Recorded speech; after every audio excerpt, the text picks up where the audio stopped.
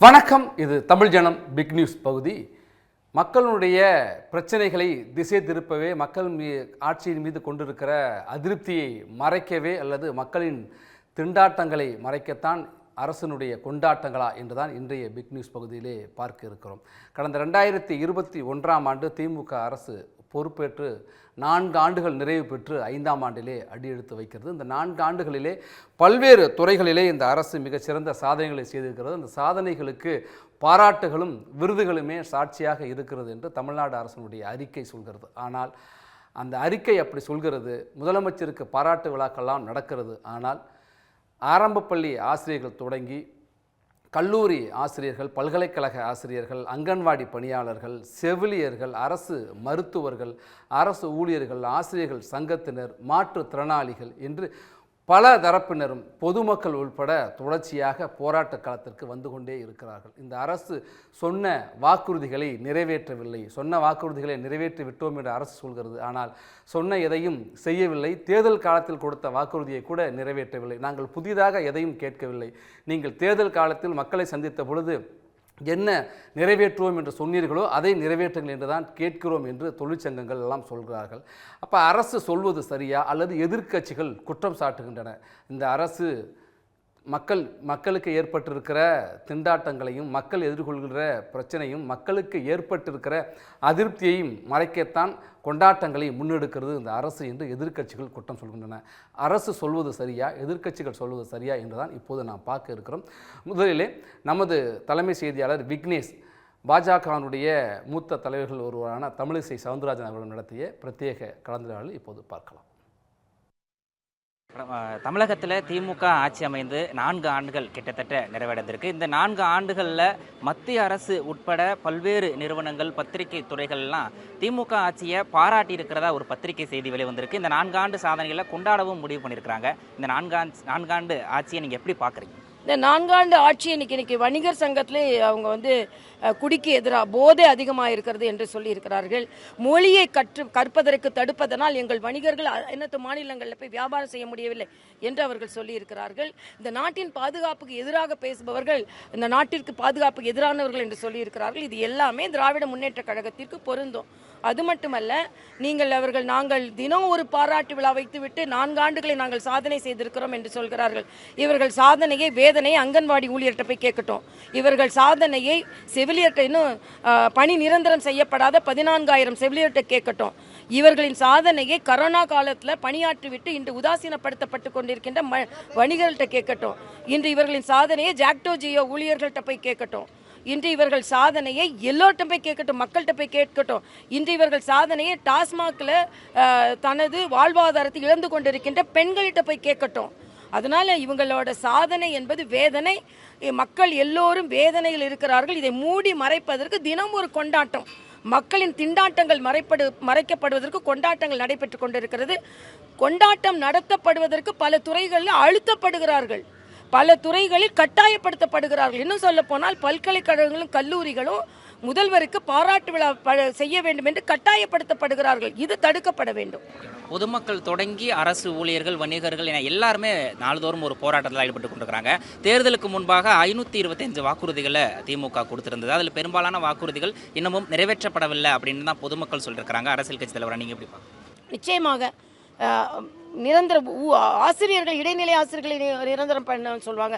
டாஸ்மாக் இருக்கட்டுங்க, டாஸ்மாக்கை நாங்கள் படிப்படியாக குறைப்போம் என்று சொன்னார்களே, அந்த வாக்குறுதி என்னாச்சு? 100 ரூபாய் கேஸுக்கு கொடுப்போம்னு சொன்னாங்களே, அந்த வாக்குறுதி என்னாச்சு?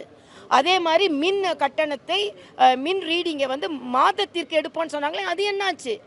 ஆக பிரதானமான எந்த கோரிக்கையும் நிறைவேற்றாமல் ஆனால் நாங்கள் நிறைவேற்றி விட்டோம் என்று சொல்வது எந்த வகையில் நியாயம்? அதெல்லாம் அவங்க ஓட்டு கேட்க வரும்போது மக்கள் கேட்க வேண்டும், கேஸுக்கு கொடுக்க வேண்டிய 100 ரூபாய் எங்கே?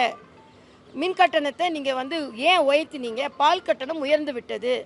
ஆக இடைநிலை ஆசிரியர்களை நிரந்தரம் செய்ய வேண்டும் என்று சொன்னீர்களே, என்ன? பழைய ஓய்வூதியத்தை கொடுப்பேன்னு சொன்னீங்களே, எங்கே? ஆக இவை எல்லாமே எதுவுமே நடைமுறைப்படுத்தப்படவில்லை என்பது எனது கருத்து. இந்த அரசு சொன்ன வாக்குறுதிகள் நிறைவேற்றவில்லை, மக்கள் அதை கேள்வி கேட்க வேண்டும் என்று முன்னாள் ஆளுநரும் பாஜகவினுடைய முன்னாள் மாநில தலைவருமான தமிழிசை சவுந்தரராஜன் அவர்கள் குறிப்பிட்டாங்க.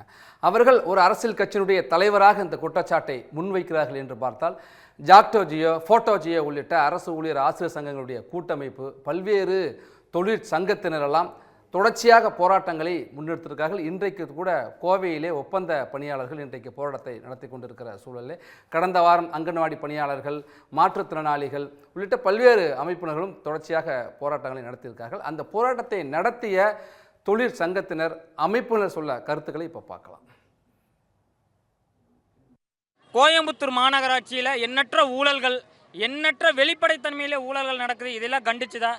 இன்னொன்று, மாவட்ட ஆட்சித்தலைவர் அவர்கள் அறிவித்த கூலி ரூபாய் 770 ரூபாயை தூய்மை பணியாளர்களுக்கு வழங்கணும் அப்படின்னு ஒரு கோரிக்கை வச்சுருக்கிறோம். இதே கொரோனா வைரஸ், மிக்ஜான் புயல், வர்தா புயல், கஜா புயல், அதே மட்டும் பிளாக் நோய், இந்த மாதிரி நோய்கள் வர்றப்ப மட்டும் தூய்மை பணியாளர் கடவுள் கையெடுத்து கும்பிடுங்க, காலை காட்டுங்க, பூ போடுங்க, பாதத்தை கழுவுங்க அப்படின்னு வர்ற இந்த கேடுகட்ட அரசாங்கம் ஏன் இவங்களை பணிநிரந்தரம் பண்ண மாட்டேங்குது? ஏன் இவங்களுக்கு ஒரு வாய்ப்பு கொடுக்க மாட்டேங்குது? இவங்களை தொழில் முனைவர் ஆக்குவாருன்னாங்க. எத்தனை பேர் இங்கே ஆக்கியிருக்கிறீங்க? எங்க இங்கே இருக்கிறீங்களா? நீங்களா எல்லாரும் வட்டி கொடுறீங்களா? சொந்தமாக வண்டி வச்சுக்கிறீங்களா? எத்தனை பேர்? நீங்களே கேளுங்க. ஒருத்தரும் கூட தொழில் முனைவர் ஆக கிடையாது. அப்புறம் எப்படிங்க தொழில் முனைவர் ஆவாங்க? எங்களுடைய வாழ்வாதார கோரிக்கையான பழைய ஓய்வு திட்டத்தை ஆளுகின்ற திராவிட மாடல் அரசு 2021 சட்டமன்ற தேர்தலின் போது அளித்த வாக்குறுதியை நிறைவேற்றிட வேண்டும். 4.5 லட்சத்திற்கு மேல் உள்ள காலி பணியிடங்களை உடனடியாக நிரப்பிட வேண்டும். அதோடு மட்டுமல்லாமல் இவர்கள் ஆட்சிக்கு வந்த பிறகு ஏற்கனவே முந்தைய ஆட்சியாளர்களால் நிறுத்தி வைக்கப்பட்ட சரண் விடுப்பு சலுகையை இவர்கள் ஆட்சிக்கு வந்த பிறகு காலவரையின்றி முடக்கி வைக்கப்பட்டுள்ளதை உடனடியாக விடுவிக்க வேண்டும். பல்வேறு ஆசிரியர்களுக்கும் ஊழியர்களுக்கும் இடையிலான அந்த ஊதிய முரண்பாடுகளை களைந்திட வேண்டும். சத்துணவு, அங்கன்வாடி, பல பிறநிலை பணியாளர்களோட அந்த அவர்களுடைய ஊதியத்தை காலமுறை ஊதியம் வழங்க வேண்டும் உள்ளிட்ட 10 அம்ச கோரிக்கைகளை வலியுறுத்தி நாங்கள் போராடி வருகிறோம். எங்களுடைய முக்கியமான கோரிக்கை இப்போ நாங்கள் 5 கோரிக்கை வச்சுருக்கோம். அதில் முக்கியமானது இந்த மே மாத விடுமுறை. மே மாத விடுமுறை எங்களுக்கு 1 மாதம் தருவதாக கடந்த 2023 இதே போல் நாங்கள் காத்திருப்பு போராட்டம் நடத்தும் போது மாண்புமிகு அமைச்சர் கீதா ஜீவன் அவர்கள் எங்களுக்கு அளித்திருந்தார், 30 நாள் உங்களுக்கு விடுமுறை தருகிறோம், நீங்கள் கலைந்து செல்லுங்கள் என்று. ஆனால் எங்களுக்கு 15 நாட்கள் இந்த வருடம் மட்டும் தருகிறோம், அடுத்த வருடம் உங்களுக்கு முழுவதுமாக தருவதாக கூறி இது நாள் வரை எங்களுக்கு தரவில்லை. கடந்த மறுபடியும் இந்த 2 வருடமும் 15 நாளே எங்களுக்கு அனௌன்ஸ்மெண்ட் பண்ணியிருக்காங்க. அது முதல் கோரிக்கை. 30 நாள் விடுமுறை தரும் வரை நாங்கள் தொடர்ந்து காத்திருப்பில் ஈடுபடுவோம். மற்றும் எங்களுடைய முத்தான 3 கோரிக்கையான காலமுறை ஊதியம், எங்களை பணி நிரந்தரம் செய்து அங்கன்வாடி ஊழியர் மற்றும் உதவியாளருக்கு சிறப்பு காலமுறை ஊதியத்தை சிறப்பு என்றதை எடுத்துவிட்டு எங்களை காலமுறை ஊதியத்திற்குள் எல்லா அரசு ஊழியருக்கும் தருவது போல் எங்களுக்கு தர வேண்டும். இப்போது 3170 ரூபாய் குறைவு ஏற்பட்ட ஊதிய முரண்பாடு தற்போது கிட்டத்தட்ட ஒரு 27,000 ரூபாய் ஊதிய முரண்பாடுகள் ஒவ்வொரு மாதமும் நாங்கள் சந்தித்து வருகிறோம். ஆசிரியர்களுக்கு இந்த ஒன்று மட்டுமே எங்களுக்கு ஒரு மூலாதாரம், எங்களுடைய வாழ்வாதாரம். இதை வலியுறுத்தி கடந்த காலங்களில் நாங்கள் போராடும் போது மாண்புமிகு முதல்வர் அவர்கள் நேரடியாக எங்களுடைய களத்திற்கு வந்து எங்கள் கரங்களை பற்றி திமுக ஆட்சிக்கு அமைந்ததும் உங்களுடைய இந்த ஊதிய முரண்பாடுகள் களையப்படும் என்ற வாக்குறுதியும் கொடுத்தார். திமுக அரசின் தேர்தல் அறிக்கை 311 அது இடம்பெற்றது. ஆனால் தற்போது வரை கிட்டத்தட்ட 4 ஆண்டுகள் ஆகிவிட்ட நிலையிலும் எங்களுடைய இந்த ஊதிய முரண்பாடு களையப்படவே இல்லை.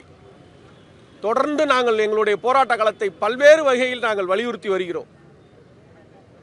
8 நாள் உண்ணாவிரதம், 19 நாள் முற்றுகை போராட்டம் என எத்தனை வழியில் வெளிப்படுத்த முடியுமோ அனைத்து வழிகளிலும் அரசுக்கு நாங்கள் வெளிப்படுத்தி வருகிறோம். ஒவ்வொரு முறையும் பேச்சுவார்த்தையின் போதும் உங்களுடைய கோரிக்கை முதல் கோரிக்கையாக உள்ளது, விரைவில் இந்த கோரிக்கை நிறைவேறும் என்ற வார்த்தை மட்டும்தான் எங்களுக்கு கிடைக்கிறது. இன்னும் எங்களுக்கு அதற்கான ஒரு முடிவு கிடைக்கவே இல்லை. காலி பணியிடங்களை நிரப்ப வேண்டும், சம வேலைக்கு சம ஊதியம், ஊழியர்களுக்கு கொடுக்கப்பட்டிருக்கிற பணி வரன்முறையை கொடுத்த வாக்குறுதியை நிறைவேற்ற வேண்டும், ஊதிய உயர்வு, ஊக்கத்தொகை உயர்வு, உதவித்தொகை உயர்வு என்று தேர்தல் காலங்களிலே திமுக கொடுத்த வாக்குறுதிகள் எல்லாம் திமுக அரசு இப்போது ஏன் நிறைவேற்ற மறுக்கிறது என்கிற கேள்வியை முன்வைத்து தான் தொடர்ச்சியாக போராட்டங்களை முன்னெடுத்திருப்பதாக அரசு ஊழியர்கள் சங்கத்தினரும் ஆசிரியர்கள் சங்கத்தினரும் பல்வேறு கொரோனா காலத்திலே கொடுமையான ஒரு காலகட்டத்திலே தன்னலமற்று மருத்துவ பணியாற்றிய செவிலியர்கள் கோரிக்கையை முன்வைத்து இன்றைக்கும் போராட்டம் நடத்தி கொண்டிருக்கிறார்கள். மருத்துவர்கள், அரசு மருத்துவர்கள் போராட்டத்தை முன்வைத்து கோரிக்கைகளை முன்வைத்து போராட்டத்தை நடத்தி கொண்டிருக்கிறார்கள். ஆசிரியர்கள் என்று பலதரப்பும் போராட்டங்களை தொடர்ந்து கொண்டிருக்கிற சூழலிலே நம்மோடு அரசு ஊழியர் ஆசிரியர் சங்கங்களுடைய கூட்டமைப்பான ஃபோட்டோ ஜியோவனுடைய ஒருங்கிணைப்பாளர், தமிழ்நாடு அரசு அலுவலர் ஒன்றியத்தினுடைய தலைவர் அமிர்தகுமார் இணைந்திருக்கிறார். சார் வணக்கம். தொடர்ச்சியாக நீங்கள் அரசை வலியுறுத்தி போராட்டங்களை மட்டுமே நடத்தி கொண்டிருக்கின்றன, ஏன் உங்கள் கோரிக்கைகளுக்கு அரசு செவிசாய்க்க மறுப்பதாக நீங்கள் கருதுகிறீர்கள்? அதாவது சார், நாங்கள் தொடர்ந்து போராட்டங்களை நடத்திக்கிட்டு இருக்கோம். அதாவது என்னன்னா, கடந்த ஆண்டு 13/3/2024 மாண்புமிகு பொதுப்பணித்துறை, நெடுஞ்சாலை மற்றும் சிறு துறைமுகத்துறை அமைச்சர் மரியாதைக்குரிய ஏவாவேலு தலைமையிலான 3 அமைச்சர்கள் குழு கூட்டு பேசினாங்க. அது பேசிய பிறகு நாங்கள் இந்த கோரிக்கை முதலமைச்சர் கவனத்துக்கு கொண்டு போறோம்னு சொன்னாங்க. ஆனால் கோரிக்கை நிறைவேறதுனால 15/2/2024 நாங்கள் ஒரு நாள் வேலை நிறுத்தம் பண்ணணும். அதன் பிறகு 3/3/2024 ஒரு நாள் மாநில தலைவர் உண்ணாவிரத போராட்டம் நடத்தணும். முதலமைச்சர் எங்களை கூப்பிட்டு அழைச்சிட்டு 1 வருஷம் எங்களுக்கு பொறுங்க, எங்களுக்கு நிதி நிலைமை மோசமாக இருக்கிற காரணத்தினால தான் என்ன பண்ண முடியல சொன்னாங்க. நாங்களும் 1 வருடம் பொறுத்துட்டு வேற 1 வருடங்களுக்கு பிறகு எந்த விதமான முன்னேற்றமும் இல்லாத காரணத்தினால 3/3/2025 அன்று தமிழ்நாடு முழுவதும் போட்டாஜியோ கூட்டமைப்பு சார்பில் ஒரு நாள் கவன ஈர்ப்பு கோரிக்கை ஆர்ப்பாட்டத்தை நடத்தணும். அதை ஒட்டி 25/4/2025 அன்று தமிழ்நாடு முழுவதும் உள்ளடக்கிய மாநில தழுவிய ஒரு தர்ணா போராட்டத்தை நடத்தினோம். தர்ணா போராட்டத்தை நடத்திய பிறகு மாண்புமிகு பொதுப்பணி மற்றும் நெடுஞ்சாலைத்துறை மற்றும் சிறு துறைமுகத்துறை அமைச்சர் மரியாதைக்குரிய ஏவாவேலு அவர்கள் எங்களை கூப்பிட்டு அழைச்சு பேசினாங்க. இதை மாதிரி சூழ்நிலை இருக்குங்கிற மாதிரி நாங்கள் போராட்டம் நடத்திய மறுநாளை கூப்பிட்டு பேசி அடுத்த வேலை நாள் சட்டமன்றத்திலேயே உங்களுக்கு கோரிக்கை அறிவிக்கப்படும் என்று சொன்னார்கள். அதே போல முதலமைச்சர் 9 கோரிக்கைகளை அந்த இடத்துல அறிவித்தார்கள். ஆனால் 9 கோரிக்கைகளை அறிவித்ததற்காக நாங்கள் முதலமைச்சரை சந்தித்தோம். சில கோரிக்கைகள் நன்றி தெரிவித்து பேட்டியும் கொடுத்தோம். ஆனால் எங்களது கோரிக்கைகள் முழுதாக நிறைவேறி இருக்கிறதா என்றால் இல்லை என்பதே உண்மையும் கூட. ஏனெனில் இதற்கெல்லாம் முத்தாய்ப்பாக முதற் காரணம், தேர்தல் அறிக்கையில் பல்வேறு வாக்குறுதிகளை இந்த அரசு பதவியேற்பு முன்னாக வழங்கிவிட்டார்கள். அதை நிறைவேற்றுவதில் பல்வேறு சிரமங்கள் இருப்பதாக சொல்லுகிறார்கள். முக்கியமான காரணமாக நிதி நிலைமை மோசமாக இருக்கின்ற காரணத்தினால் முழுமையாக நிறைவேற்ற முடியவில்லை என்று கூறுகிறார்கள். இது ஒரு முக்கியமான காரணம் என்பதை சுட்டிக்காட்டுகின்றோம். இன்னும் சொல்ல போனால் தேர்தல் வாக்குறுதி தெரிவித்த பல்வேறு விஷயங்கள், குறிப்பாக பங்களிப்பு ஓய்வூதிய திட்டத்தை ரத்து செய்துவிட்டு பழைய ஓய்வூதிய திட்டத்தை அமுல்படுத்துவோம் என்று சொன்ன வாக்குறுதி நிறைவேற்றப்படாமல் இருக்கிறது. ஆனால் அதற்காக ஒரு குழு போடப்பட்டிருக்கிறது. அந்த குழுவினுடைய, அதாவது 4/2/2025 அன்று மாண்புமிகு ஊரக வளர்ச்சி மற்றும் ஊராட்சித்துறை கூடுதல் தலைமைச் செயலாளர் மரியாதைக்குரிய ககன்தீப் சிங் பேடி தலைமையில் ஒரு குழு அமைக்கப்பட்டது. அந்த குழுவினுடைய அறிக்கை 9 மாதங்கள் என்று சொன்னார்கள். 9 மாதங்கள் என்றால் முறையாக 4/11/2025 அன்று குழுவுடைய அறிக்கை சமர்ப்பிக்கப்பட வேண்டும். ஆனால் தற்போது முதலமைச்சர் கூறிய அடிப்படையில் செப்டம்பர் 30ஆம் தேதிக்குள் இந்த குழுவினுடைய அறிக்கையை தாக்கல் செய்யப்பட இருக்கிறது என்ற செய்தியை கூறியிருக்கிறார்கள். நாங்கள் சந்திக்கும் பொழுது கூட இந்த பங்களிப்பு ஓய்வூதிய திட்டம் ரத்து செய்ய வேண்டும் என்று கேட்கின்ற பொழுது குழுவினுடைய அறிக்கை முழுமையாக வந்த பிறகு நிச்சயமாக பரிசீலிக்கப்படும் என்று கூறியிருக்கிறார்கள். அதே போல சரண் விடுப்பை நீங்க ஏற்கனவே கூறியவாறு அந்த கொரோனா பெருந்தொற்றின் காரணமாக 2021 அப்போது முதலமைச்சராக இருந்த தற்போது எதிர்கட்சி தலைவராக மாண்புமிகு எடப்பாடி பழனிசாமி தலைமையில் ஆட்சி அமையும் போது அவர்கள் நிதி நிலைமை மோசமாக இருக்கின்ற காரணத்தினால் 1 வருடங்கள் மட்டும் சரண் விடுப்பு ஒப்படைப்பு திட்டத்தை ஒத்திவைக்கணும் என்று சொன்னார்கள். அடுத்த வருடம் ஒத்திவைக்கப்பட்டது. ஆனால் அது மறு தேதி குறிப்பிடாமல் இந்த அரசு ஒத்திவைத்தார்கள். இது நாங்கள் தொடர்ந்து போராட்டம் நடத்திய விளைவாக தற்பொழுது அந்த கோரிக்கையில் நிறைவேற்றப்பட்டிருக்கிறது. ஆனால் 1/4/2026 முதல் அமுல்படுத்தப்படும் என்று சட்டமன்றத்தில் நிதிநிலை அறிக்கையில் மாண்புமிகு நிதி மற்றும் காலநிலை மாற்றத்துறை அமைச்சர் மரியாதைக்கு தங்கம் தென்னரசு அவர்கள் கூறியிருந்தார்கள். அது தற்போது எங்கள் போராட்டத்தின் காரணமாக, எங்களை அழைத்து பேசியதன் காரணமாக 1/10/2025 முதல் வழங்குவதாக அறிவித்திருக்கிறார்கள். நாங்கள் மீண்டும் கோரியின் அடிப்படையில் 1/5/2025 வழங்கலும் கேட்டோம். ஆனால் 1/10/2025 வழங்குவதாக முதலமைச்சர் அறிவித்திருக்கிறார்கள். அதுதான் தற்போது சூழ்நிலை. ஆனால் இன்றும் ஏராளமான கோரிக்கைகள் நிலுவையில் இருக்கிறது என்பதில் மாற்று கருத்தில்லை. நன்றி சார், உங்களுடைய கருத்துக்களை பகிர்ந்து கொண்டமைக்கு. அரசியல் கட்சியினுடைய தலைவர்கள் தெரிவித்த கருத்தை பார்த்தோம். பல்வேறு அமைப்புகளுடைய தொழிற்சங்கங்கள் அல்லது அரசு ஊழியர் ஆசிரியர் சங்கங்களுடைய கூட்டமைப்பை சார்ந்தவர்கள் தெரிவித்த கருத்துக்களை பார்த்தோம். நம்மோடு மூத்த பத்திரிகையாளர் பாக்கி இணைந்திருக்கிறார். சார் வணக்கம். அரசு ஒரு பக்கம் சொல்லுது 4 ஆண்டு சாதனை ஆட்சி நடத்திருக்கிறோம், அதுக்கு பாராட்டுகளும் விருதுகளுமே சாட்சின்னு அரசு தரப்பில் சொல்கிறாங்க. ஆனால் எதிர்க்கட்சிகள் என்ன சொல்கிறாங்க, மக்கள் அதிருப்தியில் இருக்காங்க, மக்களுடைய திண்டாட்டங்களை மறைப்பதற்காகத்தான் கொண்டாட்டங்களை நடத்தி கொண்டிருக்கிறார்கள் என்று எதிர்க்கட்சிகள் குற்றம் சொல்றாங்க. எது சரி சார்? இதுல தேவையில்லாமல் ஏராளமான கொண்டாட்டங்கள், விருது வழங்குகள் ஆகிய இதெல்லாம் நடத்திட்டு இருக்காங்க இந்த அரசாங்கம். அடிப்படையா இந்த ஆட்சி அமைவதற்கு காரணமானவர்கள் அரசு பணியாளர்கள், ஆசிரியர்கள். அவர்கள் தான் இந்த அரசாங்கம் ஆட்சி அமைப்பதற்கு ஆதரவு அளித்தவர்கள் என்று உலகமே அறியும். ஆனா அவங்களுக்கு எந்த விதம் அவங்களுடைய கோரிக்கைகள் எதுவுமே கனிவாக பரிசீலிக்கப்படவில்லை இன்று வரையில். ஆனா இதுல மிக மிக முக்கியம்னா இவங்க புதுசா எந்த கோரிக்கையும் கேட்கல. இதே திராவிட முன்னேற்ற கழகம் தேர்தல்ல 2021 தேர்தல்ல அளித்த வாக்குறுதிகளை அதை ஒழுங்கா நிறைவேற்றுங்க போறோம் அப்படின்னு தான் அரசு பணியாளர்கள், ஆசிரியர்கள், பாதிக்கப்பட்டவர்கள் எல்லாருமே கேட்கிற கோரிக்கையா இருக்கு. அந்த இவங்க கோரிக்கைகள், இவங்க வாக்குறுதிகள் என்னென்ன கொடுத்தாங்களோ அதை மட்டும் நிறைவேற்றினா போருங்கிறது தான். மார்க்சிஸ்ட் கட்சியினுடைய தமிழ் மாநில செயலாளர் சண்முகம் அவரே என்ன சொல்றாருன்னா, நாங்க புதுசா எந்த கோரிக்கையும் வைக்கல. இவர் மார்க்சிஸ்ட் கட்சின்னா ஆளும் திராவிட முன்னேற்ற கழகத்தினோட கூட்டணியில இருக்கிற முக்கியமான கட்சி. அவங்களே என்ன சொல்றாங்கன்னா, ஏற்கனவே தேர்தலில் அளித்த வாக்குறுதிகள் நிறைவேற்றிட்டு இருக்கோம் அப்படின்னு சொல்லிட்டு இருக்கீங்க. ஆனா முக்கியமான இந்த வாக்குறுதிகளை ஏன் நிறைவேற்றணும்? இன்னும் ஓராண்டு குறைவா தான் இருக்கு தேர்தலை சந்திக்கிறதுக்கு. 4 ஆண்டுகள் பூர்த்தி பண்ணிட்டீங்க அப்படிங்கிறது அவங்க கோரிக்கை. ஒண்ணு, இந்த அரசாங்கத்துல பாத்தீங்கன்னா உடல் மாற்றுத்திறனாளிகள், அரசு பணியாளர்கள், ஆசிரியர்கள், பகுதி நேர ஆசிரியர்கள், கொரோனா பீரியட்ல இந்த ஆட்சி அமைந்த போது கொரோனா காலத்துல கடுமையான சூழல்ல பணியாற்றிய மருத்துவ பணியாளர்கள், துணை மருத்துவர்கள், இவர்களுடைய எந்த கோரிக்கையும் நிறைவேற்றல. ஆனா தினம் விழா நடத்துறாங்க. விழாவில் அரசாங்கத்தை பாராட்டுறாங்க. எங்க அரசாங்கம் உலகத்திலே சிறந்தது அப்படி சர்டிபிகேட் கொடுத்ததா எல்லாம் பேசிக்கிறாங்க. தவறு நான் சொல்லல. ஆனா இதை செய்யுங்க, முக்கியமான விஷயங்களை அவங்க கோரிக்கை என்னன்னு கவனிங்க அப்படிங்கிறத நம்ம பாருங்க. நன்றி சார். இணைப்பில் உங்களுடைய கருத்துக்களை பகிர்ந்து கொண்டமைக்கு. அரசு ஊழியர்கள் மட்டுமல்ல, பல்வேறு பொதுமக்கள், இன்றைக்கு கரூரிலே ஒரு மாணவர் கொல்லப்பட்டிருக்கிறார். 2 தினங்களுக்கு முன்பு கோவையிலே, சிவகிரியிலே வீட்டில் தனியாக இருந்த முதிய தம்பதிகள் கொல்லப்பட்டிருக்கிறார்கள். சட்டம் ஒழுங்கு என்பதும் பெரும் கேள்விக்கு உள்ளாகி இருக்கிறது.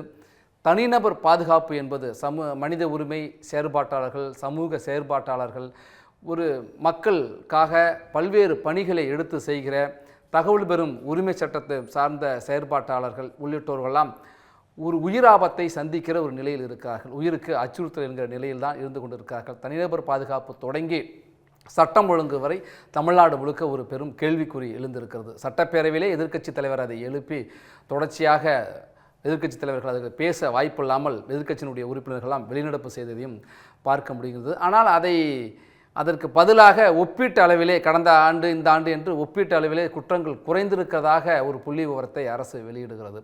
போதைப் பொருட்கள் புழக்கம் அதுபோல தான் தமிழ்நாடு முழுக்க ஒரு பெரும் சமூக சீர்கேடாக அச்சுறுத்தலாக எழுந்திருக்கிறது என்றெல்லாம் தொடர்ச்சியாக போராட்ட களத்திலே நாம் பார்த்து கொண்டு தான் இருக்கிறோம்.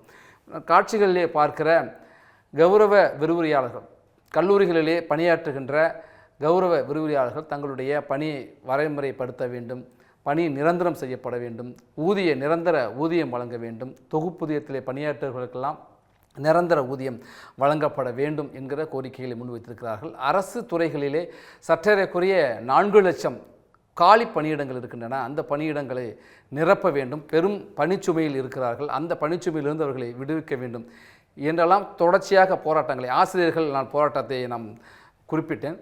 கடந்த வாரம் கூட சென்னையிலே போராட்டத்தை நடத்தினார்கள். நம்மோடு தமிழ்நாடு கல்லூரிகளில் கௌரவ விரிவுரையாளர்கள் சங்கத்தினுடைய தலைவர் தங்கராஜ் இணைந்திருக்கிறார். சார் வணக்கம். நீங்களும் தொடர்ச்சியாக உங்கள் கோரிக்கையை முன்வைத்து போராட்டத்தை நடத்தி கொண்டிருக்கிறீர்கள். அரசுக்கு உங்களுடைய கோரிக்கை சென்றடைந்திருக்கிறதா? வணக்கம் சார். அரசுக்கு வந்து எங்கள் கோரிக்கை சென்றடைஞ்சிருக்கு சார். ஆனா வந்து அவங்க செவி மறுக்கிறாங்க சார். தெரிஞ்சும் தெரியாத மாதிரி இருக்காங்க. ஆட்சியாளர் வந்து பார்த்தா குறிப்பா அமைச்சர் வந்து சார் தொடருங்க கேட்குறது தொடருங்க. தங்கராஜ் நீங்க தொடர்ந்து பேசுங்க. இப்ப இந்த மாதிரி நாங்க ஏற்கனவே பல பாடத்தை 15 வருஷமா நடத்திருக்கோம் சார். இவங்க வந்து எதுவுமே செய்யாக்கிறதுனால சரியான வாக்குறுதி கொடுத்து எங்களை நம்ப வச்சு கிட்டத்தட்ட ஒரு ஒரு ஒரு 20 வருஷத்தை எங்களுடைய வாழ்க்கையை வீணடிச்சிட்டாங்க. இதனால நாங்க என்ன பண்ணோம்னா நீதிமன்றத்தை நாடி ஜட்மெண்ட் வாங்கியிருக்கோம். கிட்டத்தட்ட வந்து பார்த்தீங்கன்னா 20 ஜட்மெண்ட் மேல வாங்கியிருக்கோம். நீதிமன்றம் சொல்லியிருக்குன்னா இந்த மாதிரி உங்களுக்கு சம்பளம் கொடுன்னு சொல்லியிருக்கு.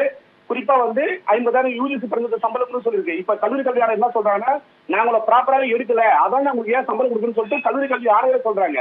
தமிழ்நாட்டுல எந்த யூனிவர்சிட்டியுமே வந்து யூஜி சம்பளம் கொடுக்கல. கிட்டத்தட்ட 12 யூனிவர்சிட்டி வந்து பார்த்தா ஆர்ட்ஸ் அண்ட் சயின்ஸ் வந்து அந்த கோர்ஸ் நடத்துது. தமிழ்நாட்டுல எந்த யூனிவர்சிட்டியும் வந்து பார்த்தா என்ன பண்றல அங்க யூஜி சம்பளத்தை கொடுக்கல. எல்லாமே குறைந்த சம்பளம் 25,000 தான் கொடுத்துட்டு இருக்காங்க, 20,000 தான் கொடுத்துட்டு இருக்காங்க. இதனால என்ன ஆகுதுன்னா தமிழ்நாட்டுல வந்து அரசு கல்லூரி பணியாளர்களுக்கு குறைந்த ஊதியம் கொடுக்கறதுனால தமிழ்நாட்டில் இருக்கிற பிரைவேட் ஸ்கூல் பிரைவேட் காலேஜ்களுக்கு ஸ்டாஃபுக்கும் குறைந்த சம்பளம் கிடைக்குது. இதனால ஒட்டுமொத்தமா தமிழ்நாட்டில் படிச்சவங்களுடைய எண்ணிக்கை வந்து ஏன்டா படிச்சுன்ற நிலைக்கு வந்து இந்த அரசு தள்ளப்பட்டிருக்கு. ரொம்ப ரொம்ப மோசமான சூழ்நிலை இருக்கிறோம். செட்டு முடிக்கிறோம், நெட்டு முடிச்சு பிஎஸ்சி முடிச்சு 4 டிகிரி முடிச்சு கூட வந்து பார்த்தா 25,000 சம்பளத்துக்கு வந்து நாங்க அரசு வந்து கையெழுத்திட்டு இருக்கோம். ஒரு பொய்யான வாக்குறுதி கொடுக்கறதே வந்து இந்த அரசு வந்து மாறி மாறி எங்களை வந்து வஞ்சிக்குது. ஏற்கனவே இந்த அரசு 10 வருஷம் எங்களை ஏமாத்திட்டாங்க. இப்ப இருக்கிற அரசு வந்து 5 வருஷமா ஏமாத்திட்டாங்க. எங்க உழைப்பு வீணா போயிட்டு நாங்க இது பண்ணிட்டு இருக்கோம் சார். நீதிமன்றத்துல வந்து பார்த்தா அரசு வந்து எங்களுக்கு 12 செய்யும் சொல்லிட்டு ஜட்மெண்ட் கொடுத்தாலும் வந்து பார்த்தா மேல்மன்றம் போயிட்டு காலதாமதப்படுத்துறாங்க. அது மாதிரி ஊதியர்கள் கூட சொல்லி ஸ்பெஷலாக வந்து பார்த்தா பொய்யான வாக்குறுதி கொடுத்து பத்திரம் பண்ண சொல்லிட்டு ஏமாத்திட்டாங்க சார்.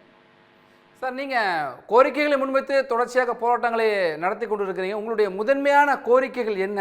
அரசுக்கு செவிகளுக்கு சென்றடைக்கிறது, ஆனால் அதற்கான அவர்கள் கண்டுகொள்ளாமல் இருக்கிறாங்க, மௌனமாக இருக்கிறாங்கன்னு சொல்றீங்களே, ஏன் சார்? அதாவது பெரும்பாலும் இந்த ஆளுங்கட்சியா இருக்கட்டும், ஏற்கனவே ஆட்சி செய்த எதிர்கட்சியா இருக்கட்டும், எல்லா அரசியல்வாதியுமே வந்து சொந்தமா காலேஜ் நடத்துறாங்க சார். பெரும்பான்மையான நபர்கள் காலேஜ் கட்டத்தினால எங்களுக்கு ஊதிய உயர்வு கொடுத்தா அவங்களுக்கும் அவங்க நடத்துற காலேஜுக்கு ஸ்டாஃபுக்கும் ஊதிய உயர்வு கொடுக்கணும். எங்களுக்கு கொடுக்குற சம்பளத்தை வந்து பார்த்தா 25,000 கொடுத்தா அவங்களுக்கு 25,000 கொடுக்குறாங்க. இன்னும் கம்மியா கூட கொடுக்குறாங்க. அப்ப என்ன பண்ணலாம், நம்ம கம்மியாவே கொடுக்கலாம், நம்ம இடத்துல காலேஜ் ஸ்டாஃபுக்கு அதிகமாக ஊதிய உயர்வு கொடுக்க சொல்லி இதே மாதிரி காரணம் காட்சி கிட்டத்தட்ட எல்லா அரசியல்வாதிகளும் வந்து பார்த்தீங்கன்னா ஊதிய உயர்வுக்கு எதிராக இருக்காங்க. பேருக்கு வந்து சப்போர்ட் பண்றாங்களே தவிர இப்ப இருக்கிற ஆட்சியாளரும் சரி, முன்னாள் ஆட்சியாளரும் சரி, பெரும்பாலும் எல்லா உயர்கல்வித்துறை அதிகாரிகளும் எங்க கெஸ்டத்துல வந்து வஞ்சிக்கிறதே குறியா இருக்காங்க. குறிப்பா சொல்ல போனா இங்க இருக்கிற ஆட்சியாளரும் சரி, முன்னாடி ஆட்சியாளரும் சரி, நாங்க இப்ப எங்க கெஸ்ட் இன்னைக்கு ஒருத்தர் இறந்துருக்காங்க சார். இந்த திண்டிவனம் காலேஜ்ல வந்து ஒர்க் பண்ணக்கூடிய ஒரு ஜெயபாலன் ஒரு நபர் வந்து நேற்று வந்து அவங்க பையன் வந்து பாத்தீங்கன்னா விழுப்புரம் நீட் எக்ஸாம் எடுத்து போயிருக்காப்ல, நாளைக்கு இறந்துட்டாப்ல. ₹1 இன்னைக்கு வந்து நாங்க அடக்கம் பண்ணி வந்திருக்கோம் சார். ₹1 இழப்பு கிடையாது. ₹1 நான் சொல்றேன், ஒரு டெம்பரரி ஸ்டாஃப்க்கு ₹1 கொடுக்க முன்வராத அந்த அரசு, நாங்க கவர்மெண்ட் தானே ஒர்க் பண்ணிட்டு இருக்கோம், எங்களுக்கு ₹1 கொடுக்க முன்வரல. அட்லீஸ்ட் வந்து குரூப் இன்சூரன்ஸ் பண்ணலாம் சார். ஒரு ஆளுக்கு மாசம் ஒரு 1000 ரூபாய் போயிடலாம். இது ஒரு நியாயமான கோரிக்கை. இது கூட பண்ணல. ஆனா என்ன பண்றாங்க, செத்து போனா வந்து யாராவது சாரை முடிச்சு பார்த்தா 15 லட்சம் கொடுக்குறாங்க, 7 லட்சம் கொடுக்குறாங்க. ஓட்டுக்காக எப்படி அது பண்றாங்க? அவங்க சிகிச்சை பகுதியா மறைக்கிறாங்க. ஏங்க நான் ஒரு 1 லட்சம் 2 லட்சம் கொடுக்க தெரிஞ்சுக்கலாம் ஆயிட்டுமா? நன்றி நன்றி நன்றி தங்கராஜ், உங்களுடைய கருத்துக்களை பகிர்ந்து கொண்டமைக்கு. நம்மோடு அரசியல் விமர்சகர் பொங்கலூர் மணிகண்டன் இணைந்திருக்கிறார். சார் வணக்கம். மகத்தான சாதனைகளை இந்த அரசு செய்திருக்கிறது, அதற்கு பலருடைய பாராட்டும் விருதுகளே காரணமாக சாட்சியாக இருக்கின்றன என்றெல்லாம் அரசு பெருமிதத்தோடு சொல்கிறது. நீங்க என்ன சொல்றீங்க சார்? தமிழ்நாடு முழுவதும் இன்றைக்கு ஒவ்வொரு துறையை சார்ந்தவர்களும் கொந்தளித்தும் கொதித்தும் போயிருக்காங்க. இப்ப கூட நான் ஒரு மின்வாரியத்தை சேர்ந்த ஒரு அதிகாரி சந்திச்சேன். அவருக்கு வந்து 4 ஆண்டுகளுக்கு ஒரு முறை ஒரு 6% அந்த சம்பளம் கொடுப்பாங்க சொன்னாங்க. அது மாதிரி கண்டிப்பாக சொல்றாங்க. இப்போ ஒவ்வொரு விஷயத்திலும் இன்னைக்கு வந்து துப்புரவு தொழிலாளர்களோ இல்ல மருத்துவ ஊழியர்களோ இல்ல ஒவ்வொரு துறையும் எடுத்து எங்கே போனாலும் யாருக்குமே நிம்மதி இல்லை. அந்த அளவுக்கு இந்த அரசினுடைய நெருக்கடி அதிகமாகிக் கொண்டே வருகிறது. மக்களும் நிம்மதியா இல்ல, தமிழ்நாட்டுக்கு அரசு துறையை சேர்ந்தது நிம்மதியா இல்ல. அந்த அளவுக்கு ஒரு மோசமான ஆட்சி நடத்தி கொண்டு இன்னைக்கு முதலமைச்சர் தனக்குத்தானே பாராட்டி கொண்டிருக்கிறார். இன்னைக்கு அரசு ஊழியர்களாகட்டும், ஆசிரியர்களாகட்டும், மருத்துவ ஊழியர்களாகட்டும் எல்லாமே கொந்தளிச்சு போறாங்க. ஏன்னா சொன்ன வாக்குறுதி எவற்றையும் நிறைவேற்றாமல் நாங்கள் ஒட்டுமொத்தமாக 90% வாக்கு நிறைவேற்றி விட்டோம் என்று ஒரு பொய்யான தகவலை சொல்லி இந்த ஆட்சியுடைய முதலமைச்சர் தனக்குத்தானே மகிழ்ச்சியாக மாநில சுயாட்சி நாயகர் என்று ஒரு பாராட்டை பத்திரம் கொண்டு வந்திருக்கார். என்ன கேவலம்னா 1974 நினைக்கிறேங்க, அந்த 74 மாநில சுயாட்சிக்காக தீர்மானம் கொண்டு வரப்பட்டு 51 ஆண்டுகளுக்கு பிறகு மீண்டும் அதை கொண்டு வந்து என்ன பண்ண போறான்னு தெரியல. 18 ஆண்டு காலம் இவர்கள் தான் மத்திய ஆட்சி பொறுப்பில் இருந்தாங்க. அதாவது செய்ய வேண்டிய இடத்துல இருந்தாங்க. ஆனால் அப்பொழுதெல்லாம் அதிகாரம் இருந்தும் கூட எதையுமே செய்ய தவறிவிட்டு இன்னைக்கு மத்தியில வந்து ஆட்சி அதிகாரத்தில் இல்லை. ஆனா எப்படி தீர்மானம் போட்டு செய்ய போறாங்க? இது நாடகம் வரக்கூடிய சட்டமன்ற பொதுத் தேர்தலுக்கான ஒரு உச்சபட்ச நாடகத்தை திரு ஸ்டாலின் நடத்தி கொண்டிருக்கிறார். உண்மையில் மக்கள் 2026 மிகப்பெரிய அளவில் திமுகவுக்கு தேர்தல் மூலமாக பேரடியை வழங்குவார்கள் என்பதுதான் என்னுடைய பணிவான கருத்துங்க. நன்றி சார், உங்களுடைய கருத்துக்களை பகிர்ந்து கொண்டமைக்கு. மக்கள் தொடங்கி அரசு ஊழியர்கள், ஆசிரியர்களிட பல்வேறு தரப்பினரும் அதிருப்தியில் இருக்கிறார்கள். மக்களுடைய திண்டாட்டத்தை எல்லாம் மறைப்பதற்காகத்தான் அரசு திமுக கொண்டாட்டங்களை முன்னெடுத்து வருகிறதாக தொடர்ச்சியாக எதிர்க்கட்சியினுடைய தலைவர்களாக இருக்கட்டும், அரசு ஊழியர்கள் அமைப்பாளர்கள் இருக்கட்டும் தங்களுடைய கருத்துக்களை தெரிவித்திருக்கிறார்கள். மீண்டும் ஒரு பேசுபவரோடு பிக் நியூஸ் பகுதியில் சந்திப்போம். Every picture here has its own goody story. This is Anandan family. His dream home in the city is not just a dream anymore. Anwar's investment in a plot changed the plot of his whole life. John definitely couldn't live inside the box, so he thought a little outside the box. 15,000 happy stories in 12 years across many cities. You could also come home and be a part of this story.